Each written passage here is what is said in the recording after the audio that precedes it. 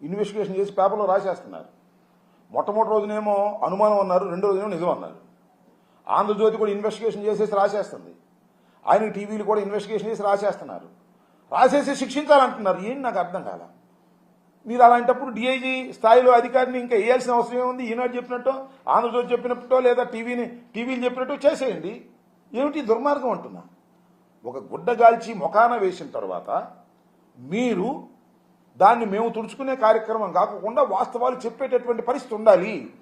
ఎప్పుడైతే మీరు చేసిన ఆరోపణలో పసలేదో ఆర్భాటాలు ఎక్కువ చేస్తున్నారు.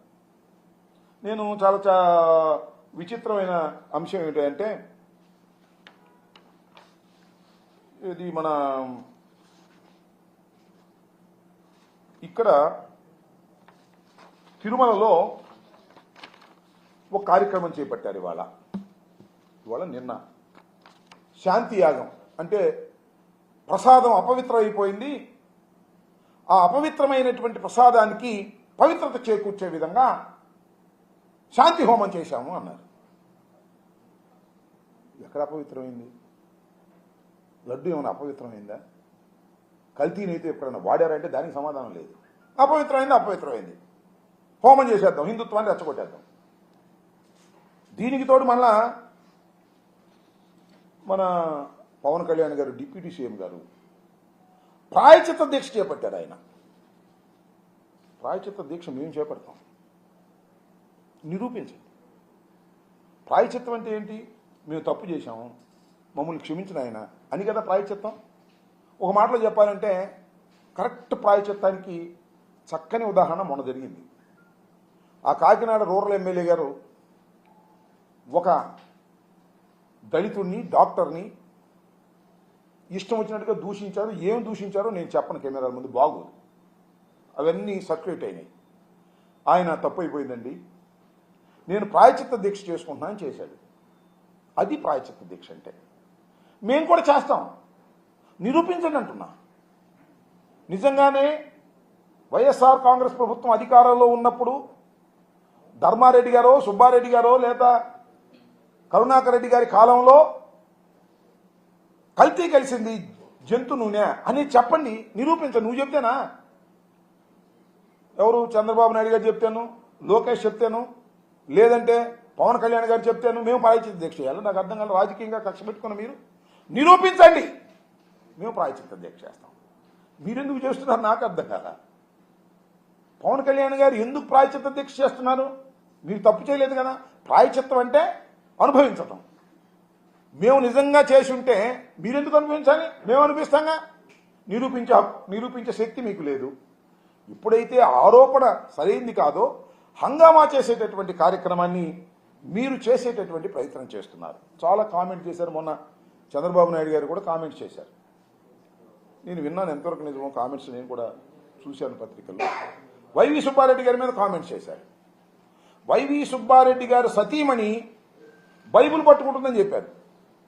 అంటే అక్కడ మత ఘర్షణలు క్రియేట్ చేయడం కోసం మాట్లాడారు. అంతేకాదు, ధర్మారెడ్డి గారు కొడుకు చనిపోతే 11 రోజుల తర్వాత, దినవారాలు అయిపోయిన తర్వాత గుడికి వచ్చాడు, అటు రాకూడదు అని మాట్లాడారు. అంటే వీళ్ళు హిందుత్వ ద్రోహులు, నేనే హిందుత్వాన్ని బాగా తీసుకువెళ్ళేటటువంటి వ్యక్తిని అనేది మాట చంద్రబాబు నాయుడు గారు చెప్పాలనే ప్రయత్నం చేశారు. మరి నాకు తెలుసు, ధర్మారెడ్డి గారి కుమారుడు చనిపోతే దినవారాలు అయిన తర్వాత వచ్చి ఆయన గుడిలో తన ధర్మాన్ని దాన్ని నిర్వహించారు. అది తప్పు కాదని అనుకుంటున్నా. చంద్రబాబు నాయుడు గారు గొప్ప పని చేశారు. మీకు గుర్తుందా? చాలామంది సీనియర్స్ గుర్తుండే ఉంటుంది. ఆయన తండ్రి గారు మరణిస్తే ఆయన తలనీలాలు ఇవ్వాల, గుండె చేసుకోవాలి. ఆయన వాడు తమ్ముడు చేతి చేయించాడు. తల్లి చనిపోయినప్పుడు కానీ, తండ్రి చనిపోయినప్పుడు కానీ ఏ రోజున కూడా చంద్రబాబు నాయుడు గారు తలనీలాలు ఇవ్వలేదు. నువ్వు హిందుత్వాన్ని గురించి మాట్లాడతావు, సనాతన ధర్మాన్ని గురించి మాట్లాడతావు, ధర్మారెడ్డి గురించి మాట్లాడతావు, సుబ్బారెడ్డి గురించి మాట్లాడతావు. ఏం ధర్మం అయ్యా నాకు అర్థం కాలేదు చంద్రబాబు నాయుడు గారు. మీ తండ్రి తల్లి చనిపోయిన రోజున ఏ రోజున కూడా ఒక పెద్ద కొడుకుగా నువ్వు హిందూ సాంప్రదాయాన్ని అనుసరించి గుండు చేయించుకున్నటువంటి వ్యక్తివి. తిరుపతి వచ్చి ఏ రోజున గుండు చేయించుకోలేదు. నువ్వు తిరుపతి ప్రసాదం గురించి, తిరుమల వెంకటేశ్వర స్వామి గురించి మాట్లాడితే మాట్లాడేవు, తప్పు లేదు. అది సుబ్బారెడ్డి మీద, ధర్మారెడ్డి మీద నొక్కేయాలని నెట్టేయాలని ప్రయత్నం చేసేటటువంటి దారుణమైన అంశం, చాలా ప్రమాదకరమైన అంశం అని మనం చేస్తున్నాం. సుబ్బారెడ్డి గారి సతీమణి, ఆమె పేరు స్వర్ణ అనుకుంటా నాకు గుర్తున్నంత వరకు, ఆమె పేరుతో ఒక గెస్ట్ హౌస్ ఉంది తిరుమల తిరుపతి కొండ మీద. ఆయన చైర్మన్ అయిన తర్వాత పెట్టింది కాదు, అంతకుముందే పెట్టుకున్నాడు ఆయన ప్రేమతో భక్తితో. ఆమె ఎంత భక్తురాలంటే ప్రతిరోజు గోవుకి పూజ చేసిన తర్వాత బయటకు వస్తారు వాళ్ళు. అంత సనాతన ధర్మాన్ని పాటించేటటువంటి వ్యక్తి సుబ్బారెడ్డి గారి భార్య. ఆమెను బయటికి లాక్కొచ్చి తిడుతున్నావు. ధర్మారెడ్డి కొడుకు చనిపోతే దాన్ని తిడుతున్నావు. నువ్వే సనాతన ధర్మానికి చాలా నిర్దిష్టమైనటువంటి వ్యక్తి అనేటువంటి ప్రచారం చేసుకునేటటువంటి తాపత్రయపడుతున్నావు. ఇది ధర్మం కాదు. నారా చంద్రబాబు నాయుడు గారు, మరొకసారి చెబుతున్నా, తిరుమల శ్రీ వెంకటేశ్వర స్వామిని రాజకీయంగా వాడుకోవాలనే ప్రయత్నం చేయటం అనేది చాలా దుర్మార్గమైనటువంటి అంశం. దీనికి మీరు అన్ని విధాలా మూల్యం చెల్లిస్తారు భవిష్యత్తులో అనేది కూడా ఇవాళ నేను చెప్తున్నాను. దయచేసి గుర్తుపెట్టుకోమని కూడా మనవి చేస్తున్నాను. ఇంకపోతే పవన్ కళ్యాణ్ గారు ఇవాళ నిన్న ప్రాయశ్చిత్త దీక్ష ప్రారంభించారు. ఇవాళ కనకదుర్గమ్మ గుడి దగ్గరికి వెళ్ళి మెట్లను కడిగారు. అయ్యా పవన్ కళ్యాణ్ గారు, మేము తప్పు చేస్తే మీరు మెట్లు కడగటం ఏంటండి? మేము తప్పు చేసామని నిరూపించండి, నీ బూట్లు దుడుస్తా నేను. మేము తప్పు చేసామని నిరూపించు.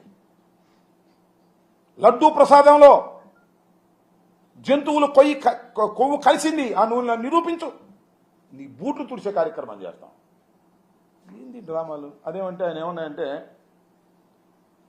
హైందవ దేవాలయాలే, వైసీపీ హైందవులే దేవాలయాలకు నష్టం జరుగుతుంటే పట్టించుకోలేదు. హిందూ దేవాలయాలు, నేను మనవి చేస్తున్నా, తెలుగుదేశం ప్రభుత్వం అధికారంలో ఉన్నప్పుడు విజయవాడ రోడ్డు మీద ఉన్నటువంటి అనేక దేవాలయాలను పగలగొట్టి దేవాలయాల్లో ఉన్నటువంటి దైవ స్వరూపాలను మున్సిపాలిటీ తొట్టుల్లో వేసుకు వెళ్ళినటువంటి సంఘటన మర్చిపోయారా అని అడుగుతా ఉన్నా. ఆ రోజు ఎందుకు మాట్లాడలేదు? సనాతన ధర్మం మీద ఇంత ప్రేమ భక్తి ఉన్నటువంటి పవన్ కళ్యాణ్ గారు ఆ రోజు మీరు ఎందుకు మాట్లాడలేదు అని అడుగుతా ఉన్నా. ఇవాళ మా మీద రాజకీయంగా కక్ష తీర్చుకోవడం కోసం మీరు ప్రయత్నం చేసేటటువంటి ప్రయత్నం చేస్తున్నారు. ఇది తప్పు కదా? ఇది సాంప్రదాయమా?